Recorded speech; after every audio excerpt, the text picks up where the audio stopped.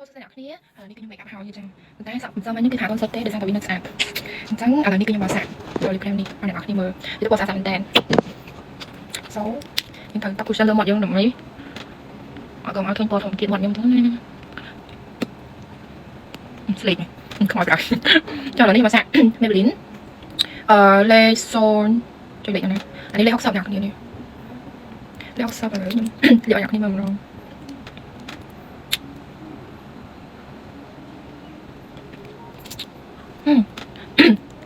អ្នកគ្នាសាក់ដល់ខាងសាំតែហ្មងខំជួយថាអ្នកគ្នាដោយសារខ្ញុំជួយចិត្តខំដាក់ក្រាស់ក្នុងអញ្ចឹងណាអូយស្អាតណា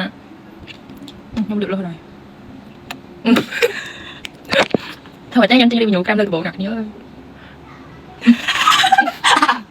ឥឡូវបាច់ខំខ្ញុំលាបតែដល់ក្រាស់នោះវាល្អព្រោះហើយវាស្ងួតចូលមាត់ទៅវាស្ងួតហ្មងណាហើយវាជាប់ហ្មងអ្នកគ្នាគេរីវីញូច្រើនខ្លាំងឥឡូវខ្ញុំលក់ទៀត